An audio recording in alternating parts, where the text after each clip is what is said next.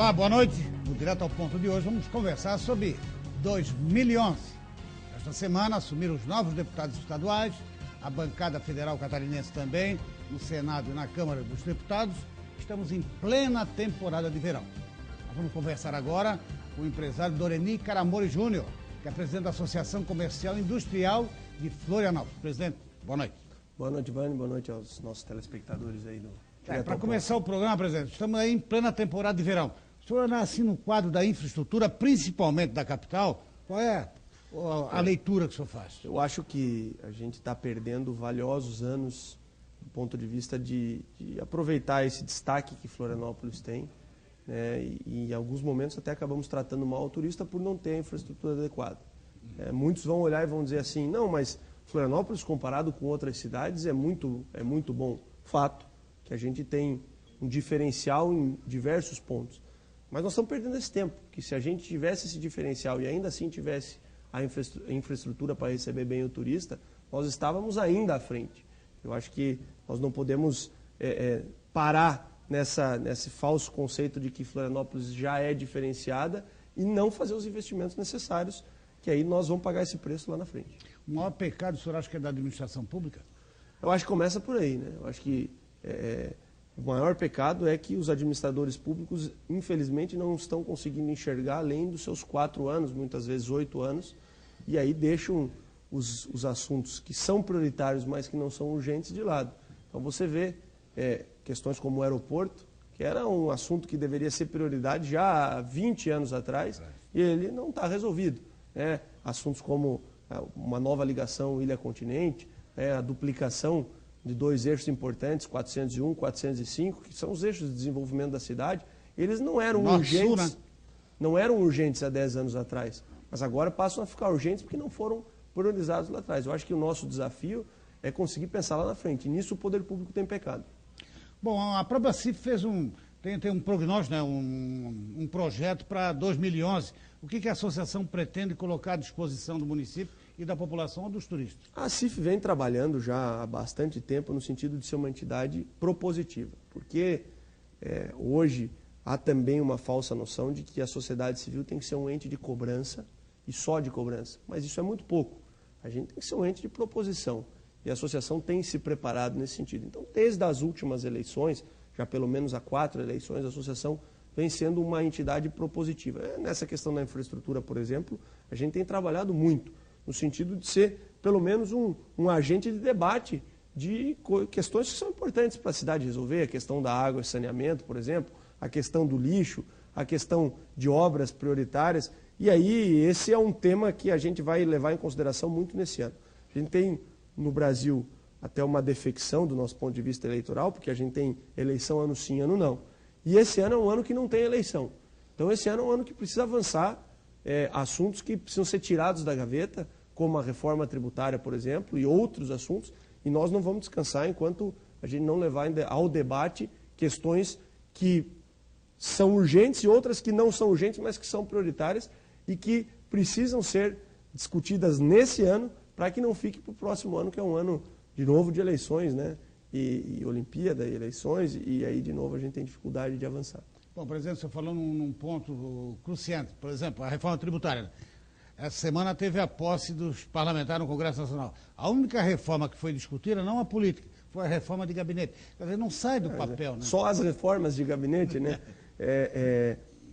A gente tem uma dificuldade no Brasil, que assim, a gente também, enquanto sociedade civil, tem a nossa parcela de culpa, porque não somos efetivos na cobrança desses pontos. A gente, às vezes, se organiza para discutir questões muito pontuais, como foi o show CPMF.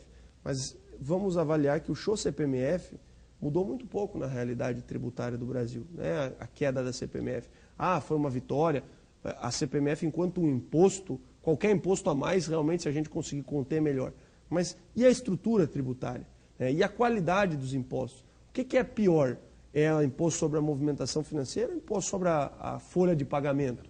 Esse imposto da folha é um imposto penóstico, né? É um imposto, ou seja, tanto o empregado quanto o empregador pagam ao governo por estar gerando riqueza, né? Quer dizer, nós temos que movimentar e mudar a estrutura como um todo.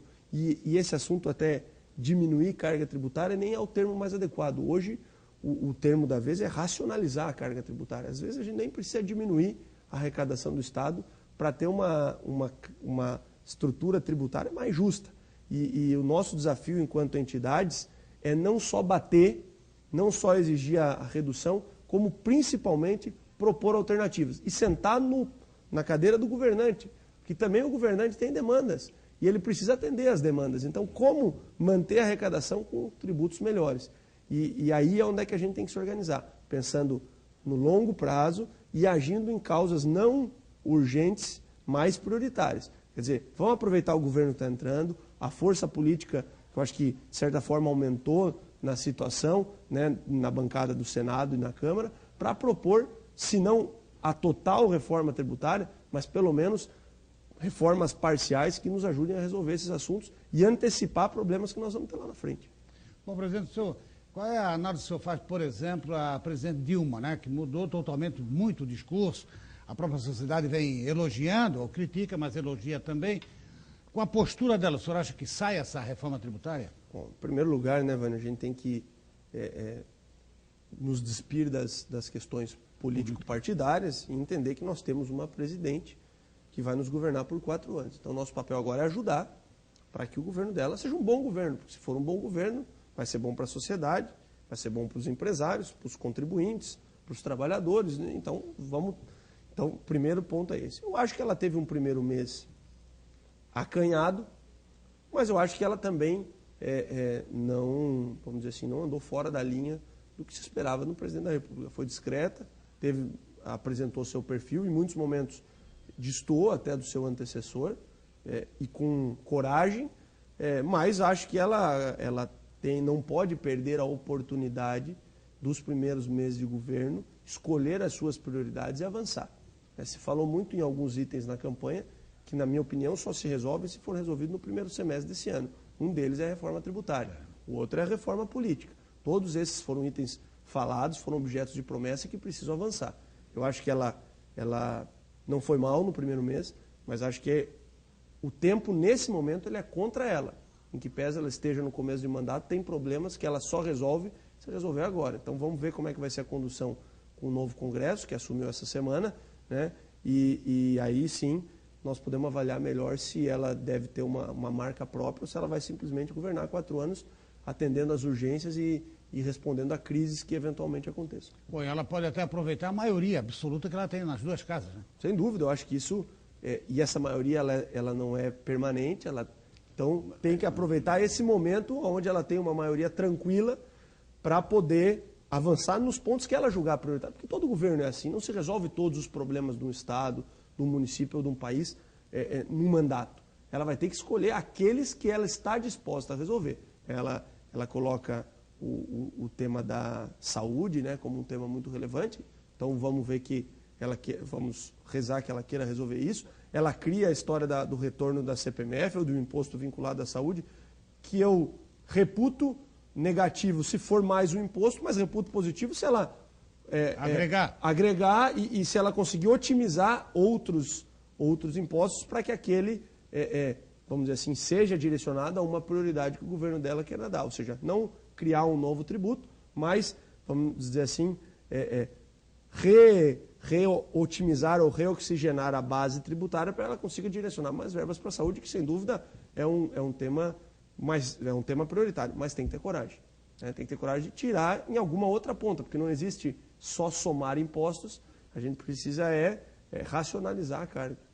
Bom, presidente, você falou há pouco em cargos sociais, tanto danoso para o empregador, principalmente, como também para o trabalhador.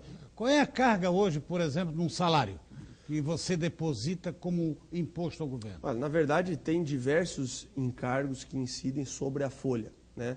Mas os principais dele é INSS, que é um encargo para previdenciário, mas que é um encargo, né? E todos os outros coligados aí, né? Que impactam sobre a folha. Essa carga de impostos muitas vezes passa dos 30% do valor da contratação. Né? Se você aplicar isso ainda sobre férias, 13º e utilizar a base mensal, nós estamos trabalhando aí entre 30% e 32% sobre a folha encargo. Aí vamos fazer a seguinte conta.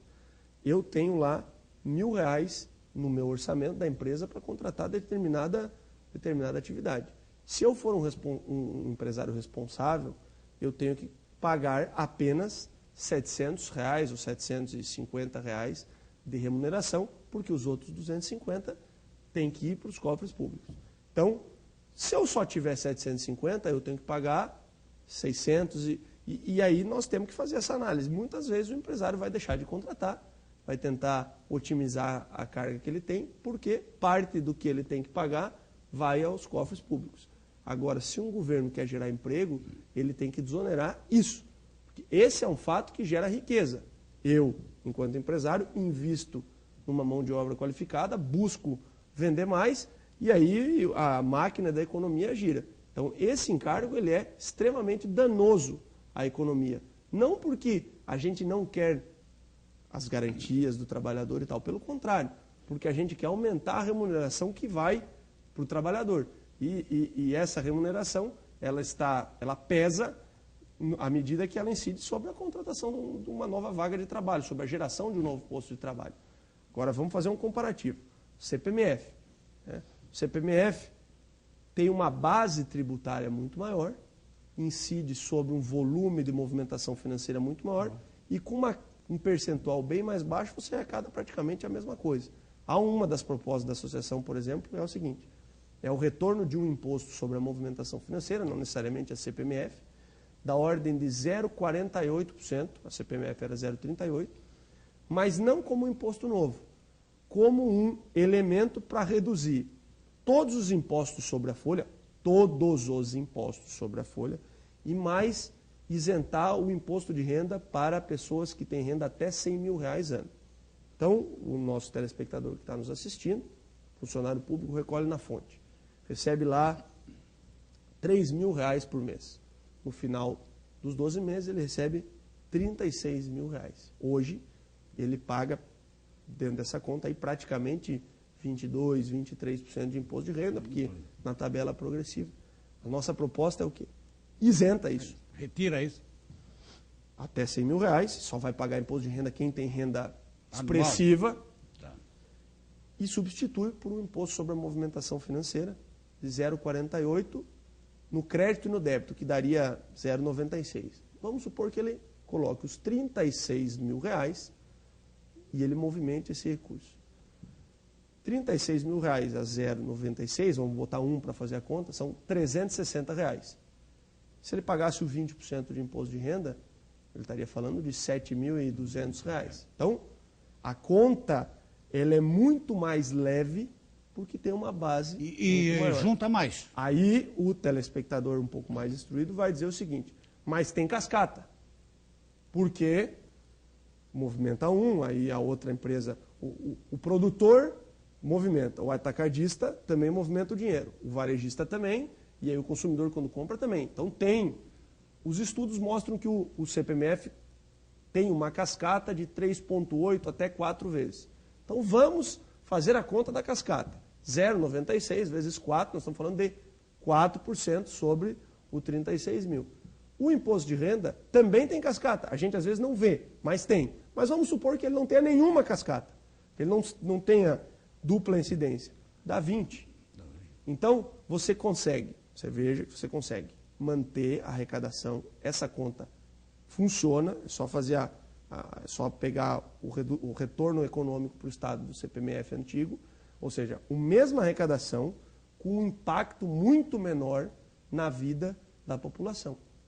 E isso a gente deixa de discutir. Aí a nossa crítica é justamente essa. A gente fica na briga da ICMS, alíquota única, fazenda de alguns estados brigando com a de outros estados, e deixa de discutir outros assuntos que são tão óbvios e que estão relegados a segundo plano. E o custo de arrecadação, Rony? Agora vamos para uma outra análise.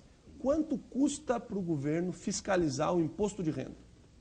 Custa muito, porque todo mundo tem que fazer a sua declaração, em que pese hoje seja eletrônico, tem vários fiscais. O imposto sobre a movimentação, por exemplo, para dar um exemplo, fiscaliza-se quantos bancos tem no país.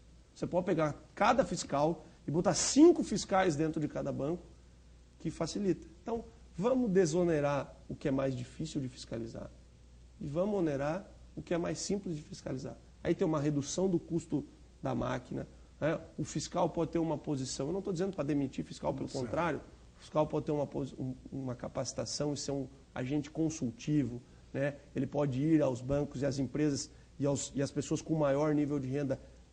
Olha, isso aqui está errado, vamos agora fazer você deveria recolher assim. Hoje não consegue, porque a massa é muito grande, porque tem que fiscalizar o cidadão que ganha R$1.000 por ano, 1.200, 1.500, até 100 mil.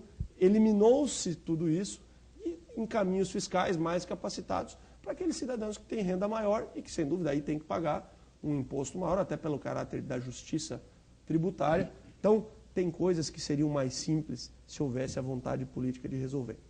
O problema da carga tributária é um deles, né? E aí nos suscita a estimular outras estratégias, como a questão da cidadania fiscal. Me pergunto, por que isso nunca aconteceu? Por que ninguém quis encarar esse problema de frente? Porque nós crescemos com a ideia de que o governo nos provém as coisas gratuitamente.